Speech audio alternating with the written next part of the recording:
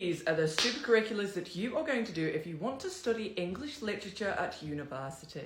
Trust me when I tell you that you are going to want to save this video for later. First thing I want to mention is that you have got an insane amount of competitions that you can enter, but it's not about just spamming competitions.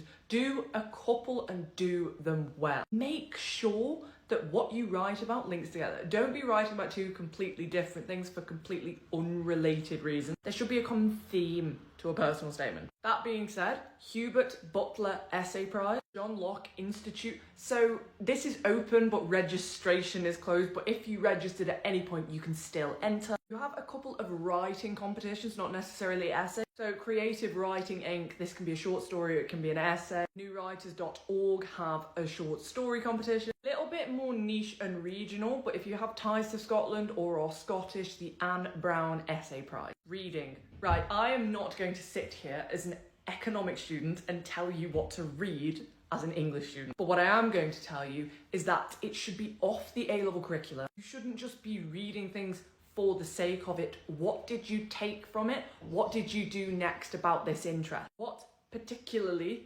interests you? You're not just interested in the entirety of English lit. Do you have a particular interest in poetry? In writing short stories, being a writer? What is your specialty? What piques your interest? In your reading, you need to be thinking critically about this work. Why is the writer doing what they're doing? Learn how to think critically and then talk about what you did next. And reading journals about literary criticisms is really fantastic for a personal statement. So for academic literary criticism, consider the London Review of Books, as well as something as simple as the Times Literary Supplement. Then remember that you can also read critical theory, like How to Read Literature, the Western Canon. There are so many more, but one thing that I should mention, if you are reading things about literary criticism, make sure they're digestible. You don't want to be reading something incredibly complex that you don't quite understand yourself, because admissions staff will know if you don't quite understand what you're reading, you're just trying to do it to sound impressive. Whatever it is, make sure it's beginner friendly and digestible.